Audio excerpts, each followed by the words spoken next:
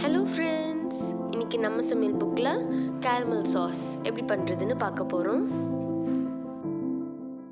Caramel sauce பண்ணுறதுக்கு முதல்ல சர்க்கரையை கேரமலைஸ் பண்ணிடலாம்.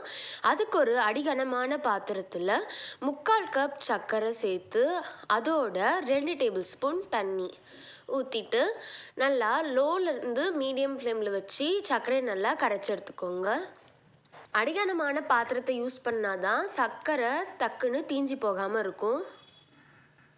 சர்க்கரை நல்லா கரைஞ்சக்கப்புறம் ஃப்ளேமை ஹையில் வச்சுட்டு சர்க்கரை தண்ணி நல்லா கொதித்து கலர் மாறுற வரைக்கும் அடிக்கடி மிக்ஸ் பண்ணிகிட்டே இருங்க.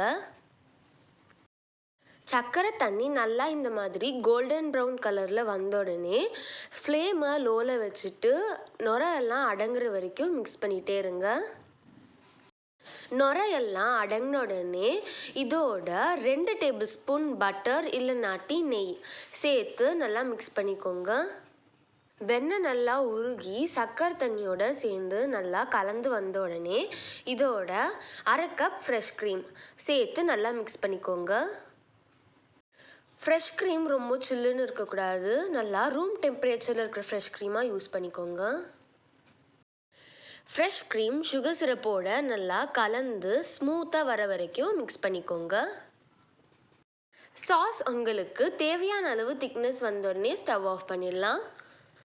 இது கொஞ்சம் லிக்விடாக இருக்கும்போதே ஸ்டவ் ஆஃப் பண்ணிடுங்க, ஏன்னா இது ஆறினக்கப்புறம் இன்னும் கொஞ்சம் திக்காகும். இப்போ நம்ம சூப்பரான க்ரீமியான கேரமல் சாஸ் ரெடி.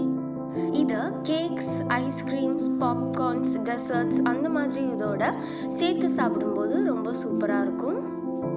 இதை ஏர்டைட் கண்டெய்னரில் போட்டு ஃப்ரிட்ஜில் வச்சா 2 வாரம் வரைக்கும் வரும். இது உங்கள் வீட்டில் ட்ரை பண்ணி பாருங்கள். இந்த சேனலை லைக் பண்ணுங்கள், கமெண்ட் பண்ணுங்கள், சப்ஸ்கிரைப் பண்ணுங்கள். மேலும் இதை நிறைய பேருக்கு ஷேர் பண்ணுங்கள்.